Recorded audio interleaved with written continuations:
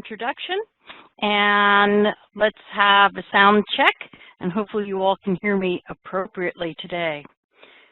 Our class today, we're going to be defining source documents by the FDA requirements and ICH, explain required characteristics for source documents in any form, describe the requirements of electronic source documents from the 21 CFR Part 11, and apply these concepts to electronic medical records at research sites. Apply contingency planning for electronic source document deficiencies, and manage site and sponsor activities regarding electronic medical records.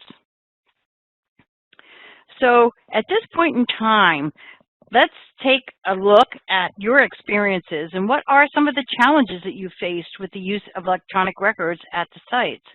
So let's take a few moments and fill in the chat box and let me know how you've had some challenges with electronic records. Let's take a look and see what we have. All right. Well, there's been some challenges that different sites have different policies regarding REDCap e-signatures. And of course, you know, we talk about how we have SOPs in place for our own organization, but the sites also probably have SOPs that govern how they work. Also, someone has reported the protection of records and allowing e-consents at the guidance of our lead site.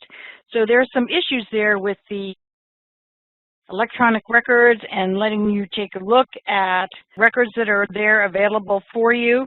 And so we have that situation. And so we know that it's not always easy when you go out on the field, or lately we haven't been going out on the field. We've been sort of doing things from afar, and having the capability to examine some of these e-signatures or e-documents. So the FDA requires the principal investigator to prepare and maintain adequate and accurate case histories for each individual. So those would be source documents at the clinician's site for those folks that are enrolled in clinical trials, whether they're on active treatment or control. And case histories then would encompass all of the observations and data pertinent to the clinical study for the reconstruction and evaluation of the trial in case of auditing purposes. We know when auditors may arrive at the clinician's site, they want to be looking at those records so that they can ensure that the source documents and case report forms match as appropriate. And those data must be original records or certified copies of original records.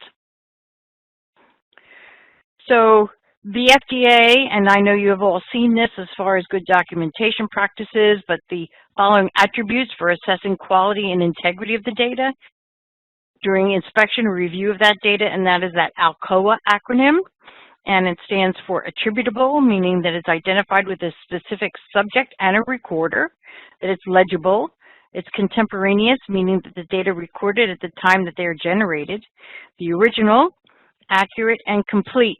And so that ALCOA-C is for the complete in any form, whether it's paper or electronic. And that comes from the FDA Guidance 2007 of computerized systems. A number of attributes that are considered universal importance to source data and the records that hold that data. And again, this is the ALCOA acronym, but now we've got an additional bit of letters for the not only complete but consistent. We want to ensure that the data are enduring and available when needed. And so we know that we have these attributes that are most important for source data and those records that support the source data. Current societal events have influenced the increased use of electronic medical records. And I'm sure that many of us that have been to the doctors or have been recently having, let's say, telehealth messages or visits with your doctor, that they will probably sit there and enter your information into a system, electronic system of things. And there was a promotion of the National Electronic Medical Records where there was really the promotion of physicians to utilize electronic medical records for the ability to have medical records be available not only to the patient, but be able to have that patient have the capability of taking those records with them if they relocate, for example. Research sites are using the electronic medical records for all or part of the case histories for research subjects. When I was working in Fargo, North Dakota, it was a business that had a phase 1 clinic.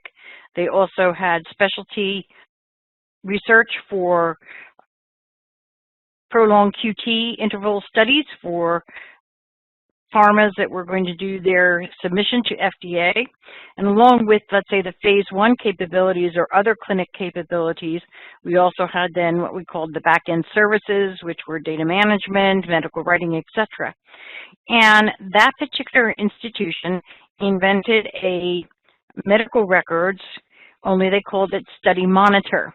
And that Study Monitor was a proprietary invention that had all of the information for patients when they came in to enroll in clinical trials, their medical history, all of their attributes and kind of adverse events and concomitant meds, all of their vital signs, and basically all of the data that they had in that electronic medical record.